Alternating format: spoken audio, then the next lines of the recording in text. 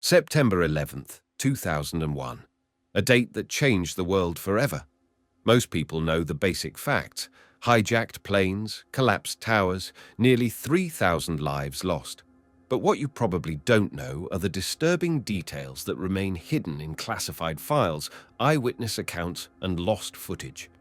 Today, we're going deep into the lesser-known aspects of that tragic day. Stories that will make you question what really happened, who knew what, and how close we came to something even worse. I want to be clear from the start. This video is not about conspiracy theories. Everything we'll discuss is based on documented evidence, government reports, eyewitness testimony, and declassified materials. We'll be covering some genuinely disturbing content, so viewer discretion is strongly advised. We'll explore the mystery of LOL Superman, alleged footage so disturbing that the FBI allegedly keeps it classified. We'll tell you about the man who tried to climb down the outside of the World Trade Center and nearly succeeded. We'll examine the documented case of 5 Israeli nationals who were arrested for celebrating the attacks, and what they later admitted on television. We'll look at the strange events that happened in the weeks leading up to the attacks, including unexplained power outages and the tragic story of the FBI agent who predicted the attacks and ended up dying in them. And finally, we'll reveal how 9/11 was actually meant to be much worse, and how a simple apartment fire 6 years earlier may have saved thousands of lives. Before we begin, I want to emphasize that everything we discuss today is presented with the utmost respect for the victims, survivors, and their families. These aren't just stories.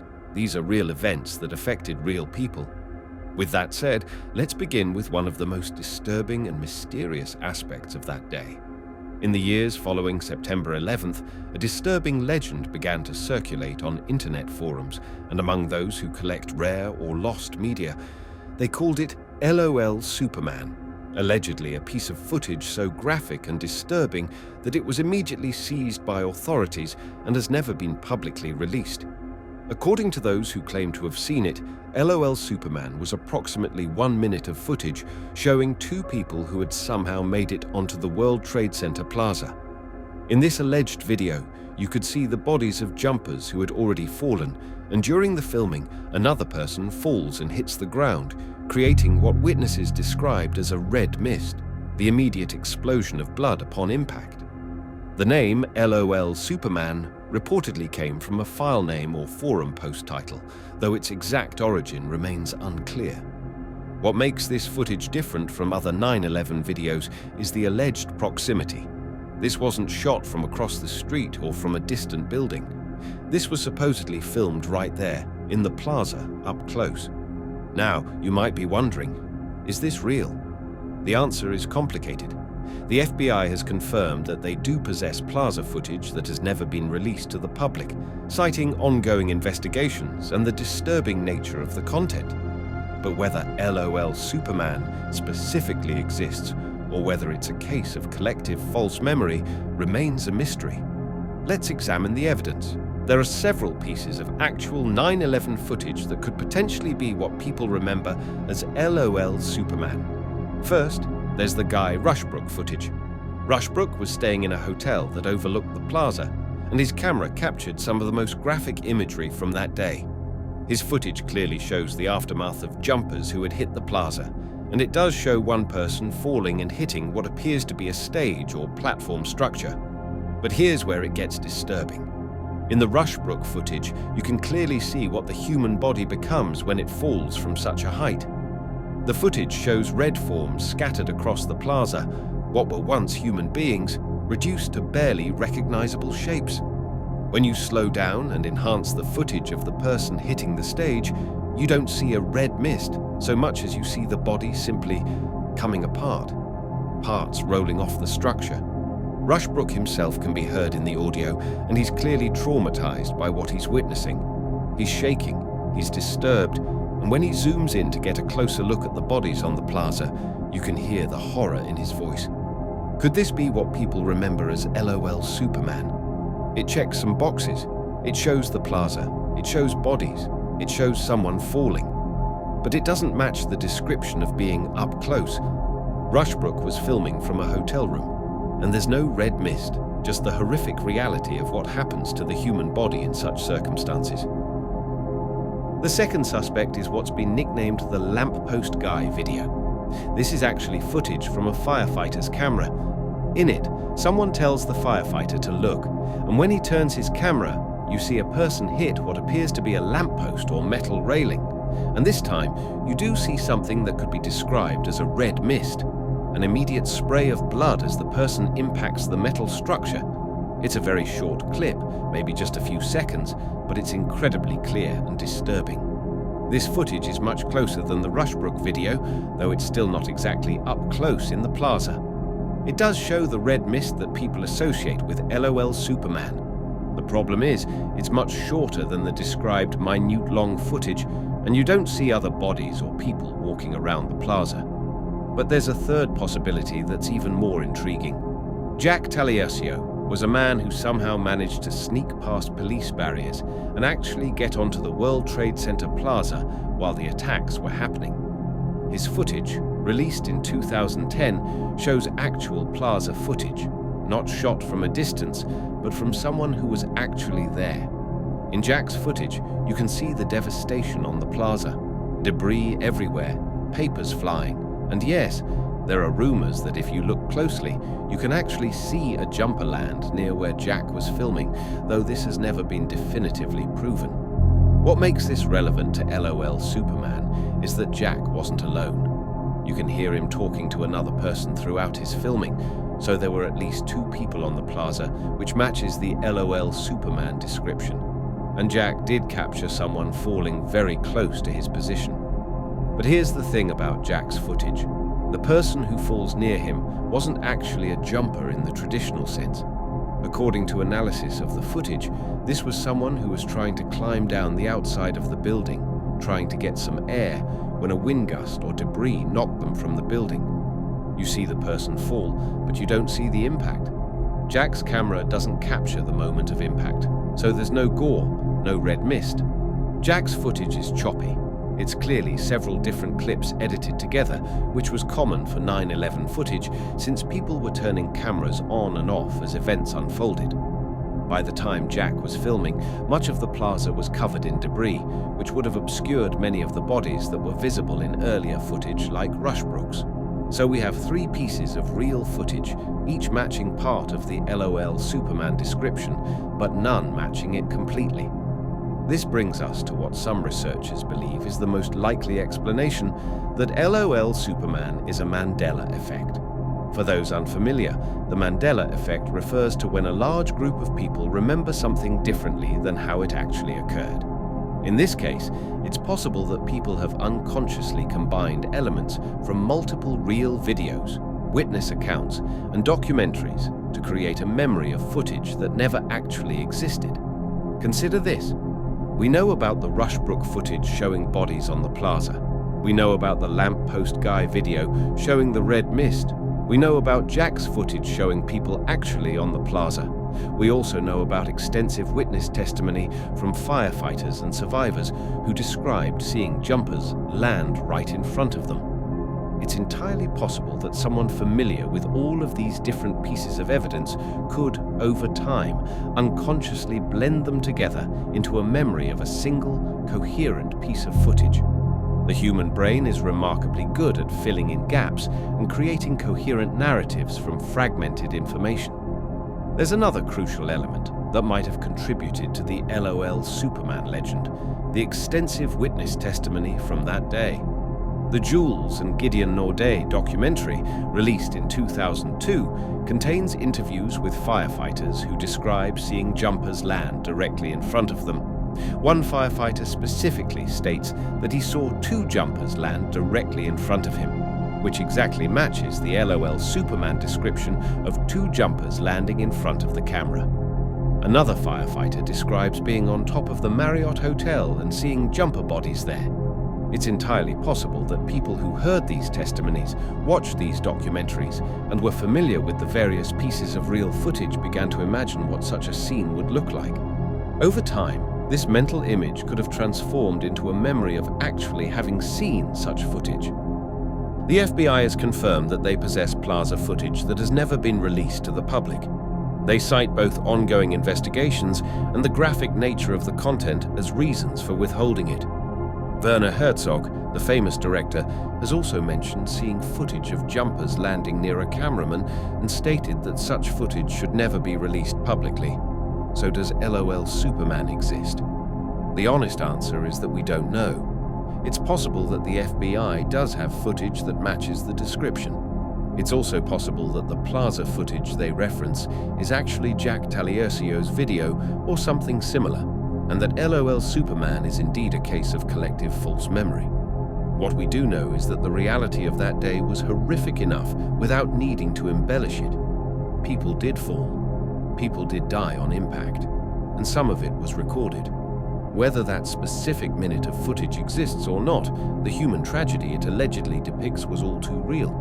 Speaking of real stories that sound almost too horrific to believe, let me tell you about a man who did something that seems impossible. He tried to climb down the outside of the World Trade Center, and he almost succeeded. Of all the stories from September 11th, this one might be the most heartbreaking because of how close it came to being a story of miraculous survival instead of tragic death. Picture this.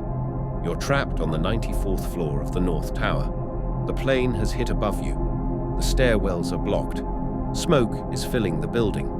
You look out the window and see the vertical columns that run up the sides of the building, those distinctive steel beams that gave the Twin Towers their iconic appearance.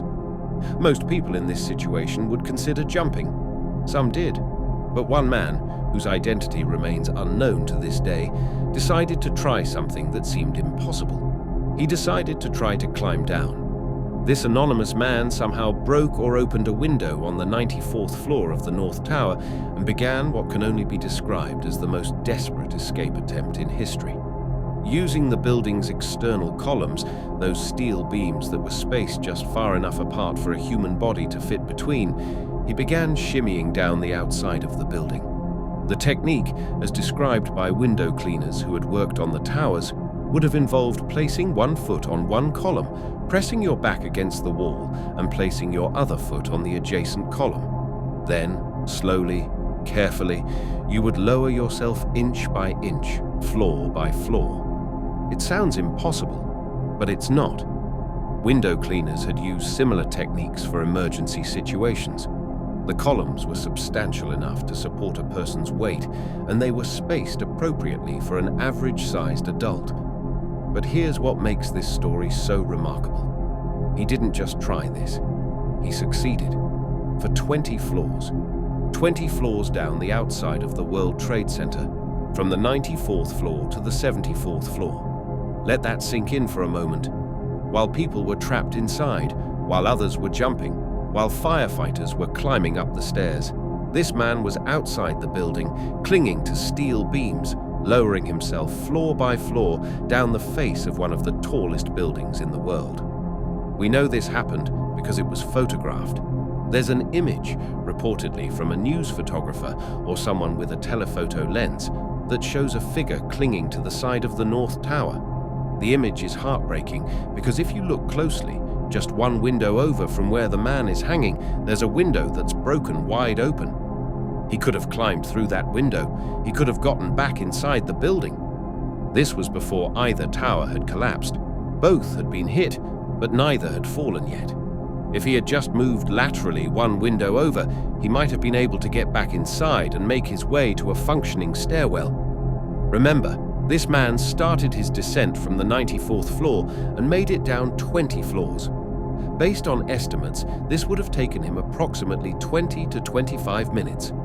It was slow, careful work. One wrong move, one moment of lost grip, and it would all be over. For those 20 to 25 minutes, this man was achieving the impossible. He was actually escaping. Floor by floor, he was getting closer to safety. The technique was working. His strength was holding out. He was going to make it. And then the South Tower collapsed. Imagine the scene. You're clinging to the outside of a building, 74 stories above the ground, using every ounce of strength and concentration you have just to stay alive. And suddenly, the building right next to you, a building identical to the one you're hanging from, simply ceases to exist. The sound alone would have been overwhelming. The roar of a 110-story building collapsing is beyond human comprehension. Then there's the debris cloud, the wind blast, the way the North Tower itself shook from the impact of its twins' collapse. According to witnesses, no one saw the man after the South Tower fell. The prevailing theory is that the shock of the collapse, whether from the sound, the wind, the debris, or simply the psychological impact of seeing the other tower fall, caused him to lose his grip. After 20 floors of successful descent, after 25 minutes of incredible determination and physical endurance, he fell. Not because his plan didn't work, not because he wasn't strong enough, but because of something completely beyond his control. What makes this man's attempt even more remarkable is understanding the challenges he would have faced. The Twin Towers weren't designed with external escape in mind, quite the opposite. As you descended, the building actually became more difficult to navigate. The columns that he was using for support gradually narrowed as they went down. At the mechanical floors, particularly around the 76th floor, the columns became significantly tighter, narrowing by about 10 inches. This would have made the descent increasingly difficult as he progressed. Even if he had made it much further down, he would have eventually reached the point where the columns curved inward at the base of the building. This would have presented an almost impossible challenge. How do you navigate from vertical columns to the curved base structure? Some structural engineers have suggested that even if the South Tower hadn't collapsed, the man might not have been able to complete his descent due to these architectural features. However, others point out that there were broken windows at various levels that he might have been able to access if he could have made lateral movements. This man wasn't the only one who tried to escape by climbing down the building. There are other videos and photos showing people attempting to climb down the exterior columns, but in virtually every other case, these attempts lasted only seconds before the person lost their grip. What made this particular case unique was the duration and distance. Most people who tried to climb down fell within the first few feet. This man made it 20 floors, a distance of approximately 240 feet. To put that in perspective, that's like climbing down from the top of a 20-story building. The strength required for such an attempt is almost superhuman. You're supporting your entire body weight with just your arms and legs pressed against steel columns for 20 to 25 minutes. Your grip strength, your core strength, your mental focus, everything has to be perfect for that entire time. What gets to me about this story is the hope it represents. This wasn't someone who gave up.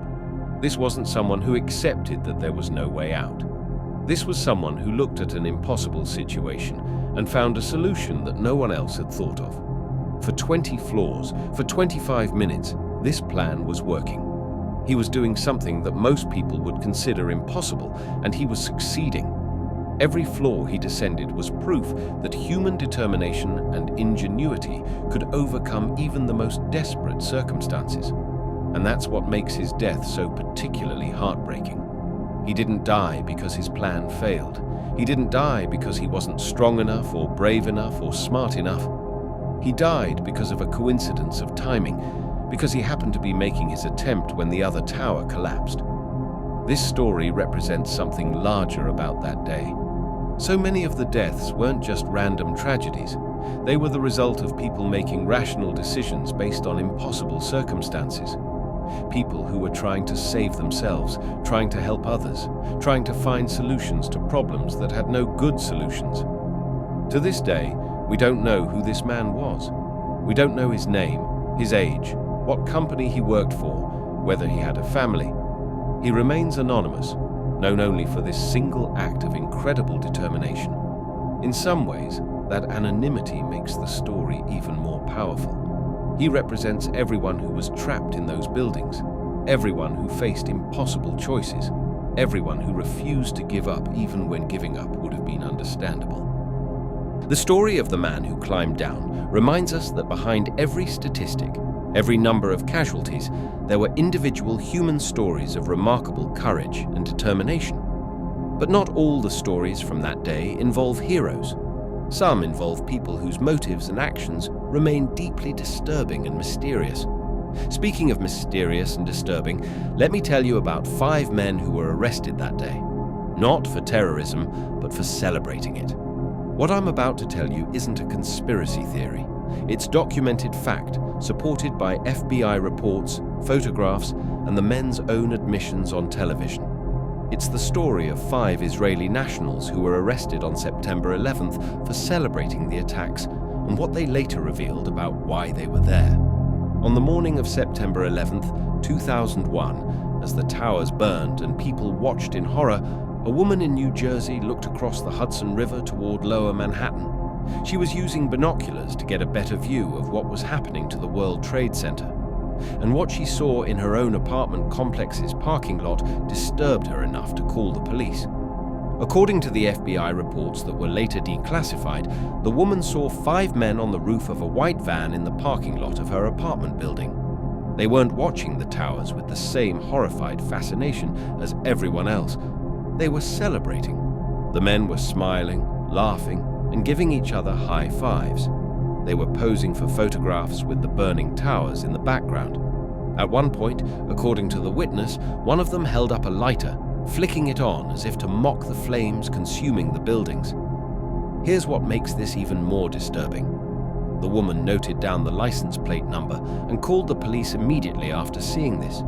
Her call came in shortly after the first plane hit the North Tower, but before the second plane hit the South Tower. These men were celebrating before most people even understood that this was a coordinated terrorist attack.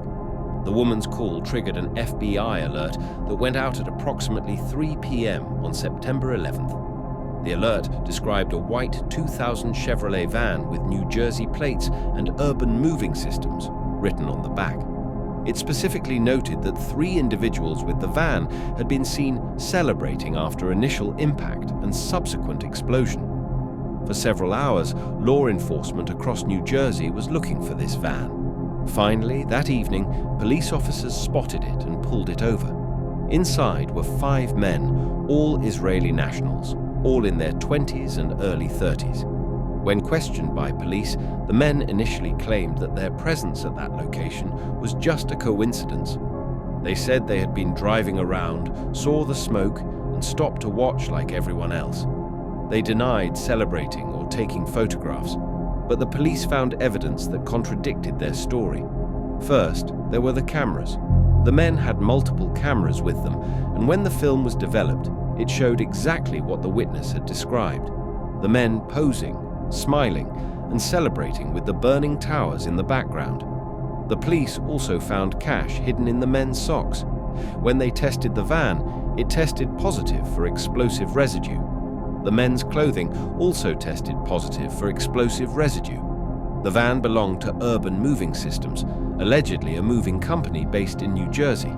The men claimed to work for this company, but when the FBI went to investigate Urban Moving Systems 3 days after September 11th, they discovered something troubling. Urban Moving Systems was owned by an Israeli national named Dominic Suter.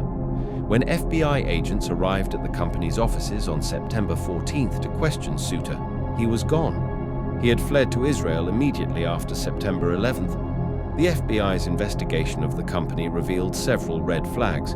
First, there was an unusual amount of computer equipment in the offices, far more than would be expected for a simple moving company. The FBI seized all of this equipment. More suspiciously, Urban Moving Systems immediately ceased operations after September 11th. The company that had allegedly been operating as a legitimate moving business simply disappeared overnight. No attempt was made to maintain the business, serve existing customers, or even provide explanations to employees. This pattern, a seemingly legitimate business that immediately dissolves after September 11th, owned by someone who immediately flees to Israel, suggests that Urban Moving Systems was what intelligence agencies call a front company or shell company, designed to provide cover for other activities. The 5 men were held by US authorities for 70 days. This was an unusually long detention period for people who hadn't been charged with any crimes. During this time, they were repeatedly interrogated by FBI agents. According to declassified FBI memos, at least some of the men failed polygraph tests. when asked about their activities on September 11th and their knowledge of the attacks. Polygraph results aren't admissible in court, but they are used by intelligence agencies as investigative tools. The men were held on immigration violations. They had overstayed their visas or had other documentation issues. But it's clear from the FBI memos that law enforcement suspected them of much more serious involvement. After 70 days, the men were deported to Israel. No charges were ever filed against them in the United States. Officially, they were simply foreign nationals who had been in the country illegally and who had been caught up in the post-9/11 security sweeps. But the story doesn't end with their deportation. Several months later, 3 of the 5 men appeared on Israeli television on a talk show. And what they said changed everything we thought we knew about their presence in New York that day. On Israeli television, the men admitted that they were Mossad agents. Mossad is Israel's national intelligence agency, equivalent to the CIA. One of them stated directly, "We were there to document the event." Think about what that statement means. We were there to document the event. This suggests that they knew something was going to happen before it happened. How else could they have been in position to document the attacks? The timing supports this interpretation. Remember, these men were observed celebrating after the first plane hit, but before the second plane hit. At that point, most people thought the first crash was an accident. But if you knew it was a coordinated attack, if you knew a second plane was coming, then you would understand the significance of that first impact. The 5 dancing Israelis weren't operating in isolation. Declassified FBI and CIA memos revealed that there was an extensive Israeli intelligence operation running in the United States in the months leading up to September 11th. One part of this operation was what became known as the Israeli Art Student Ring. Throughout 2000 and 2001, individuals claiming to be Israeli art students were visiting US government facilities, military bases, and the homes of federal employees. They claimed to be selling art, but intelligence agencies suspected they were actually conducting surveillance. A French intelligence report later revealed that according to the FBI, several of the 9/11 hijackers were living in close proximity to these Israeli intelligence cells.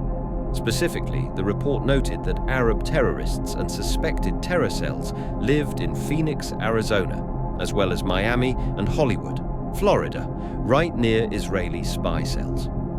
The report suggested that Mossad agents were monitoring Mohammed Atta and other hijackers in the months leading up to the attacks. This raises the question, if Israeli intelligence was monitoring the hijackers, what did they know about the planned attacks? This question becomes even more important when you consider that in August 2001, just 1 month before September 11th, the Mossad reportedly provided a warning to the FBI and CIA. According to multiple intelligence sources, Israeli intelligence warned that up to 200 terrorists were entering the United States and planning a major attack on the United States. However, this warning was reportedly very vague. It didn't specify when the attack would happen, where it would happen, or what form it would take. The American intelligence agencies received the warning, but couldn't act on it effectively because it lacked specifics. But here's what's puzzling about this timeline. If the Mossad knew enough to warn about a major attack, and if they had agents monitoring the hijackers, why didn't they provide more specific information? And why did they have agents positioned to document the attacks? Some intelligence analysts have suggested that Israeli intelligence might have had strategic reasons for allowing the attacks to proceed without providing specific warnings. The theory goes that Israel saw potential benefit in the United States, becoming more directly involved in Middle Eastern conflicts. Since September 11th, the United States has spent over $8 trillion on wars and military operations in the Middle East. American military involvement has targeted many of Israel's regional enemies, including Iraq, Afghanistan, and various terrorist organizations. From this perspective, 9/11 aligned American and Israeli strategic interests in a way that hadn't existed before. The attacks gave the United States a compelling reason to become militarily involved in regions where Israel had long wanted American support. Much of what we know about the dancing Israelis comes from FBI documents that were declassified years later through Freedom of Information Act requests. These documents confirm many of the details that had previously been dismissed as conspiracy theories. The FBI confirmed that they seized approximately 80 photographs from the men's cameras. These photos showed the men posing and celebrating with the burning towers in the background. Some of the photos were taken before the second plane hit, confirming that the men were in position and ready to photograph the attacks. The FBI documents also confirm that both the men's van and their clothing tested positive for explosive residue. However, the documents don't explain the source of this residue or what it might indicate. According to sources close to the investigation, the FBI found maps of New York City in the van with certain locations highlighted. These sources suggested that it looked like they knew what was going to happen. A 2004 memo disclosed the deportation of over 100 operating Mossad agents from the United States in 2000 and 2001, including the 5 dancing men. This suggests that what happened on September 11th was part of a much larger intelligence operation. The memo details the locations of Israeli spy cells in relation to the hijackers. It notes that 15 of the 19 hijackers were living in Hollywood, Florida, and that more than 30 Israeli intelligence operatives were also living in the Hollywood area during the same time period. The fact that such a large intelligence operation was running in the United States without being detected until after 9/11 suggests a high level of sophistication and planning. These weren't amateur operations. They were professional intelligence activities. The central question remains, what exactly did Israeli intelligence know about the September 11th attacks, and when did they know it? The evidence suggests they knew something was going to happen, but the extent of their knowledge remains unclear. If the purpose was to document the event, why was this documentation necessary? Who was it for? What was done with the photographs and video footage they collected? Why did the US government detain these men for 70 days, but then deport them without charges? What was learned during their interrogation, and why hasn't more of this information been made public? Many documents related to this case remain classified. The FBI has released some materials through FOIA requests, but significant portions are still redacted or withheld entirely. Whatever the geopolitical implications of this story, it's important to remember the human element. On a day when nearly 3,000 people died, when families were destroyed, when an entire nation was traumatized, these 5 men were celebrating. Imagine being the woman who saw them through her binoculars. Imagine watching your fellow Americans die while seeing people celebrate their deaths. The psychological impact of witnessing such callousness in the face of such tragedy is something that's difficult to comprehend. Even if these men were operating under orders, even if their actions served some larger intelligence purpose, the moral dimension of celebrating mass murder remains deeply disturbing. Intelligence operations might explain their presence, but they don't justify their behavior. The story of the dancing Israelis raises questions about what various parties knew before September 11th and when they knew it. But they weren't the only ones who seemed to have advanced knowledge of what was coming. In the weeks leading up to the attacks, there were numerous strange occurrences that, in hindsight, suggest that something was being planned. In the weeks and months leading up to September 11th, there were numerous unusual events in and around the World Trade Center. Taken individually, each might seem like a coincidence. But when viewed together, they paint a picture of a major operation being prepared and of people who may have known what was coming. One of the most unusual events occurred on the weekend immediately before the attacks. Saturday, September 8th and Sunday, September 9th, 2001. The South Tower of the World Trade Center underwent what was described as a power down, a complete shutdown of electrical power to the building. According to an IT worker who was employed in the South Tower, this was unprecedented. In all his years of working in the building, he had never seen such a complete power shutdown. The power down affected not just lights and computers, but the entire security system. With the power off, the building's security cameras were non-functional. Electronic access systems weren't working. Card readers were offline. For that entire weekend, the South Tower was essentially invisible to its own security systems. During the power down, the IT worker reported seeing unidentified work crews coming and going from the building. These weren't the usual maintenance staff or contracted workers that building employees would recognize. They were unknown individuals with access to areas of the building that would normally be highly secure. When investigators later tried to determine the official reason for the power down, they found that documentation was sparse and unclear. Some suggested it was for maintenance or system upgrades, but no official records confirming this purpose have ever been released. The timing is crucial. This power down occurred just 3 days before the attacks. If someone wanted to plant devices, tamper with building systems, or conduct reconnaissance without being recorded by security cameras, this would have been the perfect opportunity. The World Trade Center had one of the most advanced surveillance systems in the world. There were cameras throughout the complex, in lobbies, elevators, stairwells, and parking areas. These systems recorded 24/7 and stored footage for extended periods.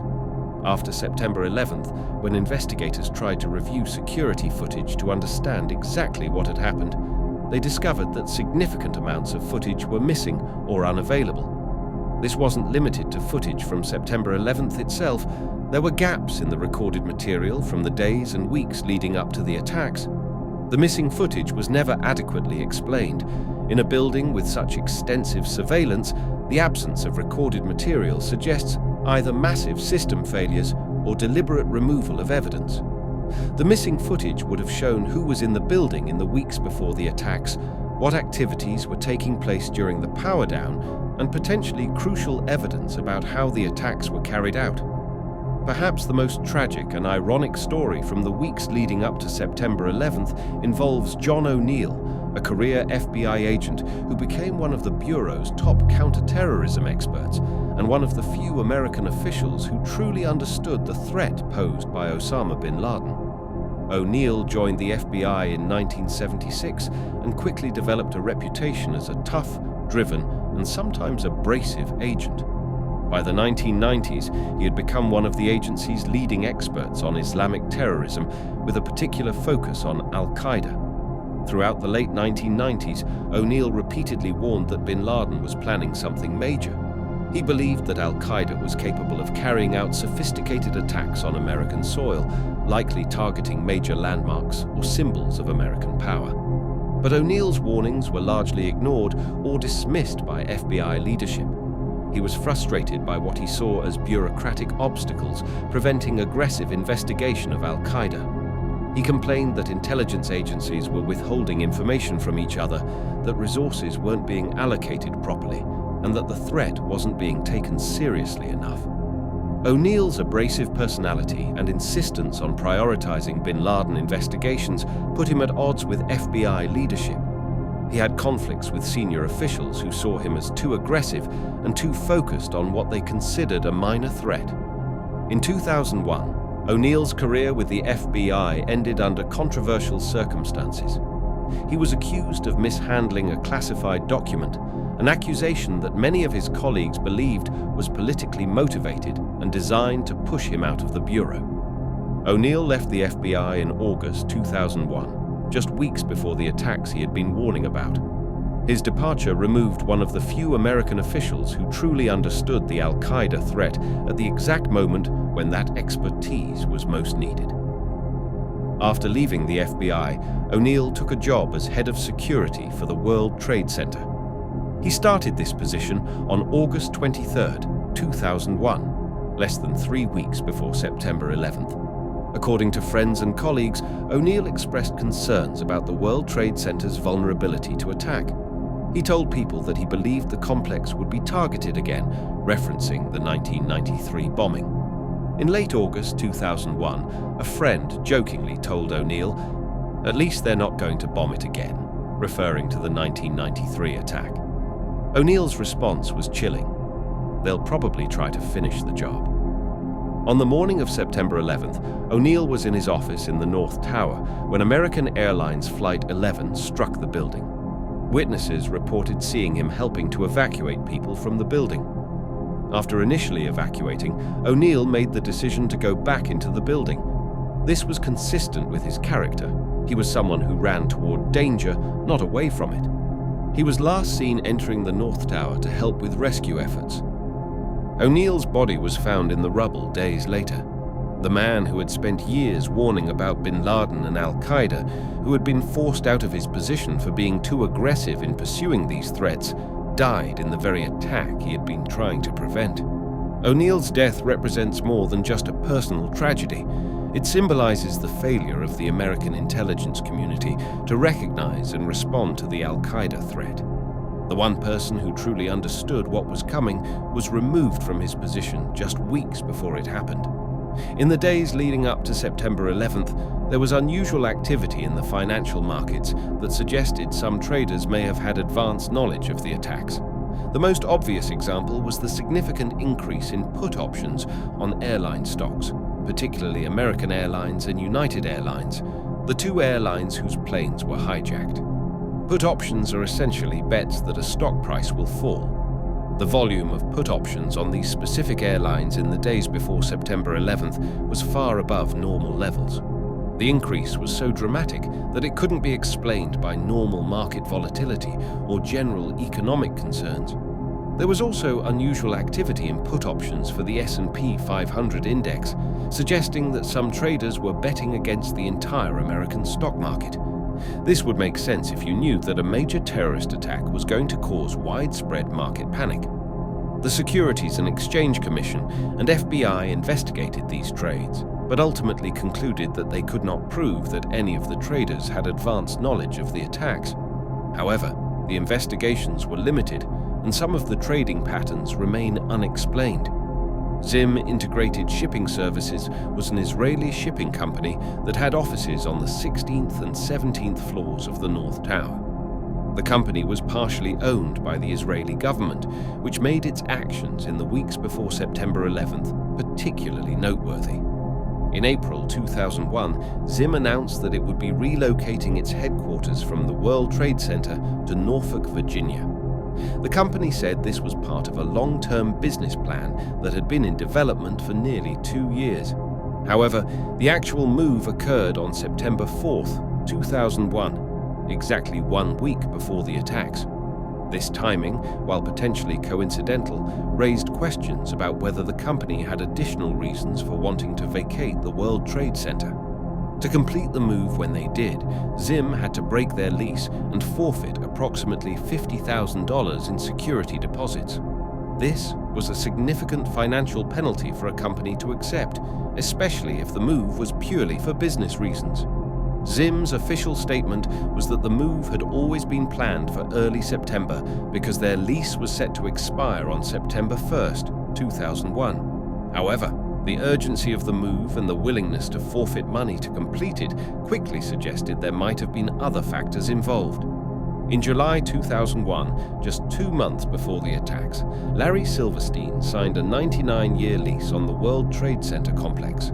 The lease included a $3.5 billion insurance policy that specifically covered terrorist attacks. While insurance coverage for terrorist attacks wasn't unusual for major real estate developments, the timing and amount of coverage became significant after September 11th. Silverstein later filed claims arguing that the 2 plane strikes constituted 2 separate attacks, potentially doubling his insurance payout.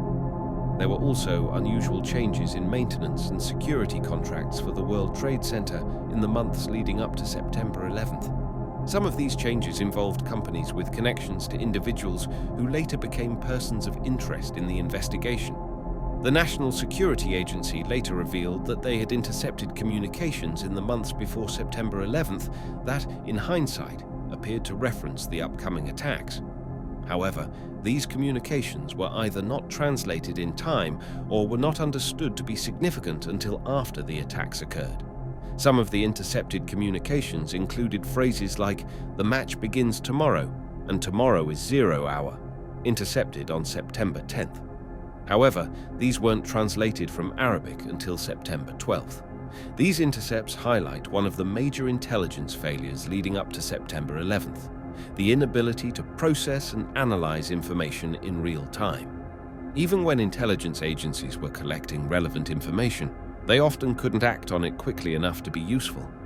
In addition to the Israeli warning mentioned in the previous chapter, American intelligence agencies received warnings from multiple foreign intelligence services in the months leading up to September 11th. German intelligence reportedly provided warnings about planned attacks involving aircraft. French intelligence warned about suspicious activities involving Middle Eastern nationals in the United States. Russian intelligence services also provided general warnings about planned terrorist attacks, though these were typically vague and didn't include specific details about timing or targets. The common thread among all these warnings was their lack of specificity. Intelligence agencies knew that something was being planned, but they didn't know what, when, or where. This made it nearly impossible to take effective preventive action. All of these warning signs, the power outages, the missing footage, the forced retirement of the one FBI agent who understood the threat, the suspicious financial activity, the foreign intelligence warnings, paint a picture of a major operation that was being planned in plain sight. But what's even more disturbing is learning that September 11th wasn't the worst-case scenario. The attacks we witnessed were actually a scaled-down version of something much more ambitious and deadly. As horrific as September 11th was, it's important to understand that it wasn't the terrorists' first choice. The attacks that killed nearly 3,000 people were actually Plan B, a scaled-down version of something much more ambitious that had been planned 6 years earlier. To understand the true scope of what Al-Qaeda was capable of planning, we need to go back to 1994 and examine what became known as the Bojinka Plot, a 3-phase operation that would have killed thousands more people and fundamentally changed the nature of international travel forever. The story begins in Manila, Philippines, in 1994. In a small apartment, 2 men were planning what would have been the most devastating terrorist attack in history up to that point. Their names were Ramzi Youssef and Khalid Sheikh Mohammed. Ramzi Youssef was already a known terrorist. He had been the mastermind behind the 1993 World Trade Center bombing, the truck bomb that killed 6 people and was intended to bring down the North Tower. After that attack, Youssef had escaped the United States and made his way to the Philippines. Khalid Sheikh Mohammed would later become known as the principal architect of September 11th. But in 1994, he was working with Youssef on something even more ambitious than what eventually happened in 2001. In their Manila apartment, Youssef and Mohammed were developing a plan that involved 3 distinct phases, each more ambitious than the last. They were also building and testing explosive devices, turning their apartment into a bomb-making laboratory.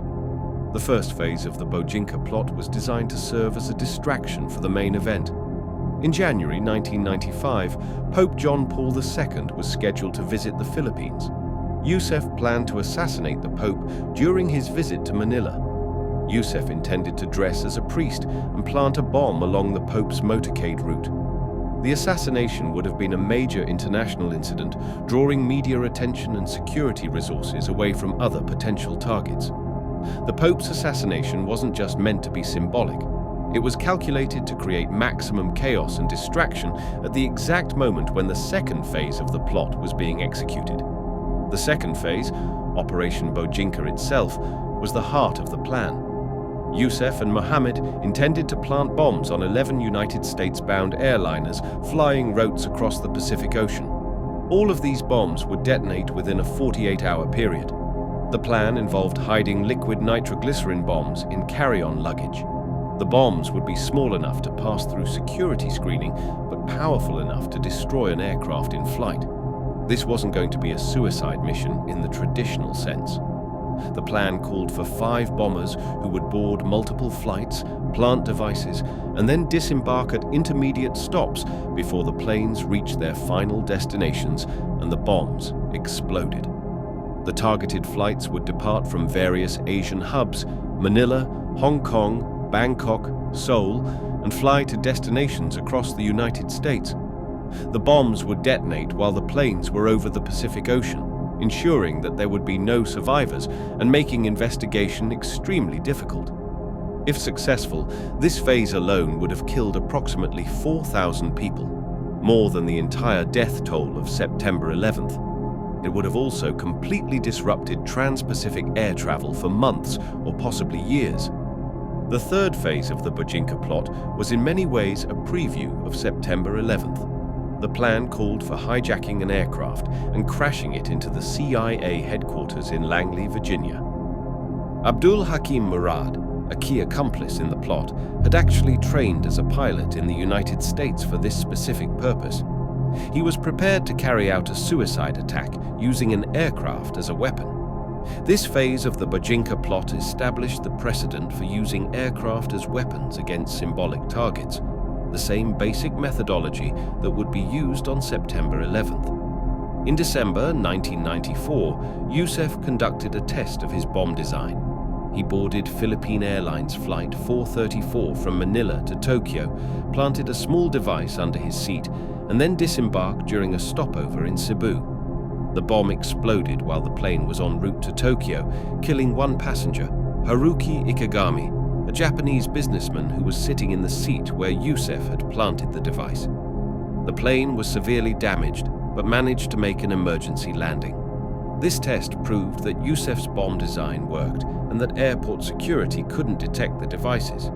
It was essentially a successful proof of concept for the larger Bojinka operation.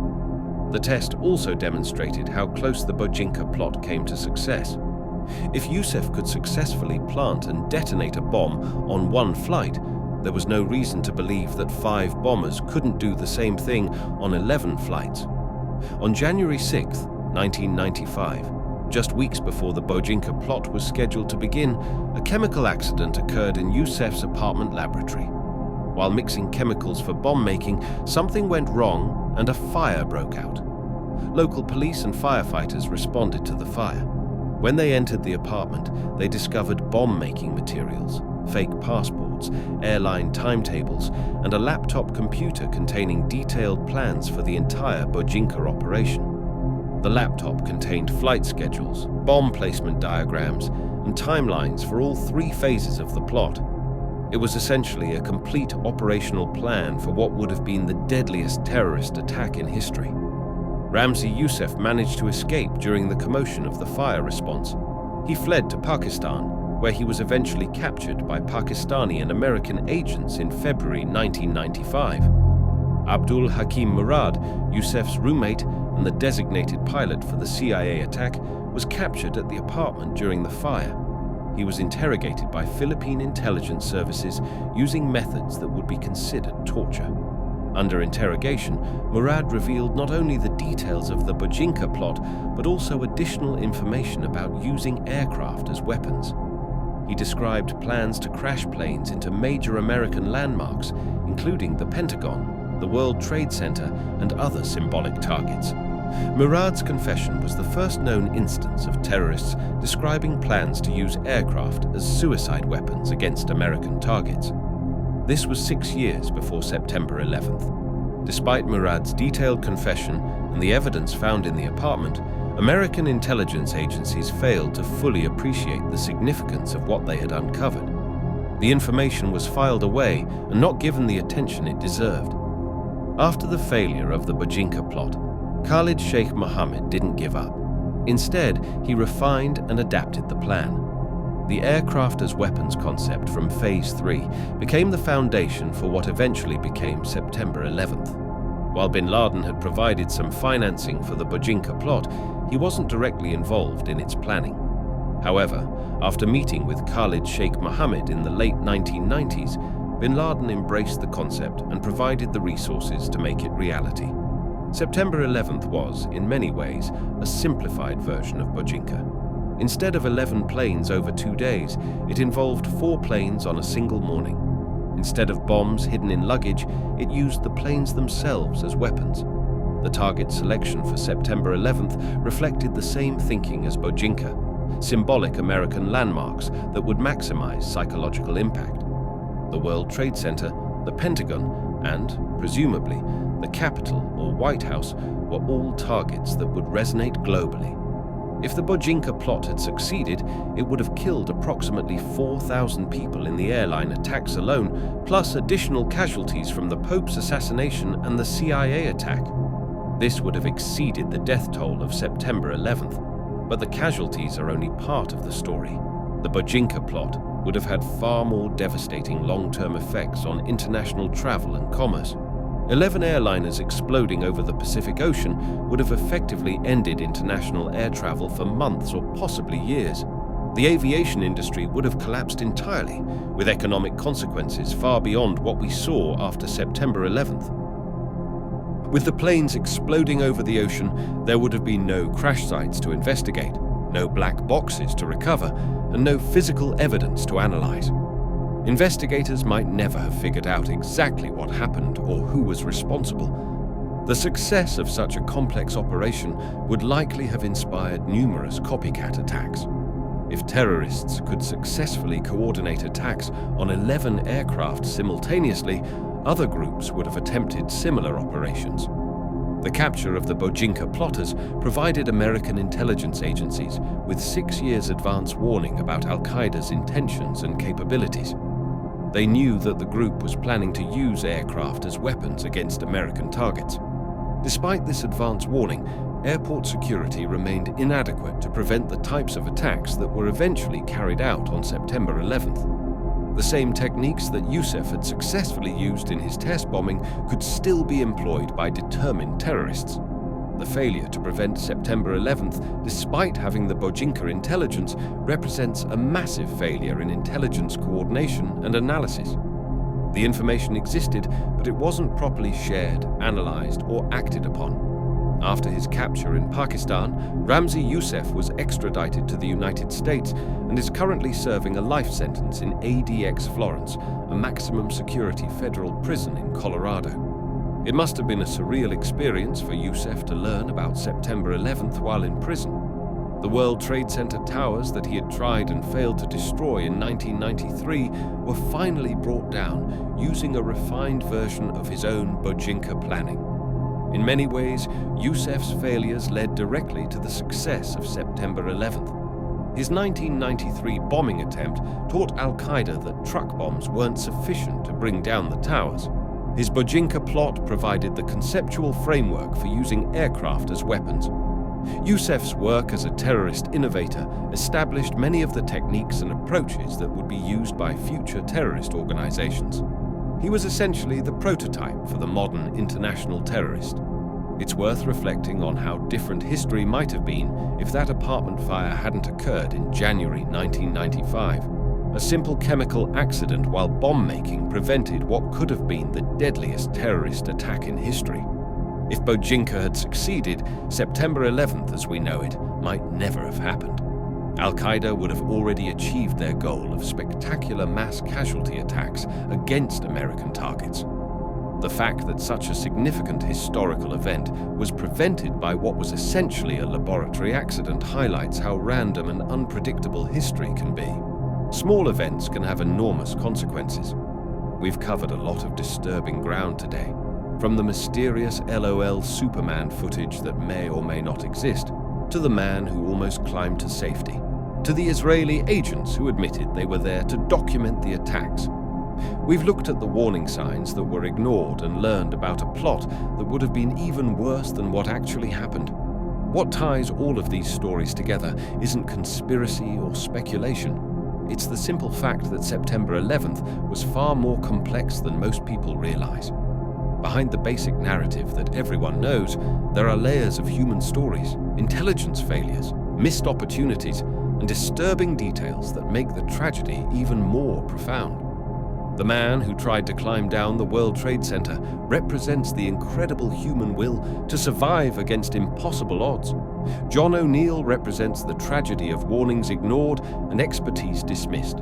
The dancing Israelis represent the complex international intelligence relationships that existed in the shadows of that day. These stories also highlight how many systems failed on September 11th. Intelligence agencies that didn't share information, security systems that were taken offline at crucial moments, warnings that were too vague to act upon, expertise that was marginalized when it was needed most. Perhaps most disturbing of all is considering how different things might have been. If that apartment fire hadn't happened in 1995, we might have faced something much worse than September 11th. If John O'Neill hadn't been forced out of the FBI, the attacks might have been prevented. If various intelligence agencies had shared information more effectively, the plot might have been uncovered. But in the end, all of these details and all of this analysis must be viewed in the context of the human cost. Nearly 3,000 people died that day. Families were destroyed, lives were changed forever. Whatever questions remain about the details of that day, the human tragedy is undeniable and must never be forgotten. I hope that by exploring these lesser-known aspects of September 11th, we've gained a deeper understanding of the complexity of that day and the events leading up to it. History is rarely as simple as it first appears, and September 11th is no exception. If you found this video informative, please share it respectfully. These are important stories that deserve to be told, but they must be shared with the gravity and respect that the subject matter demands. Thank you for watching, and remember those we lost on September 11th, 2001.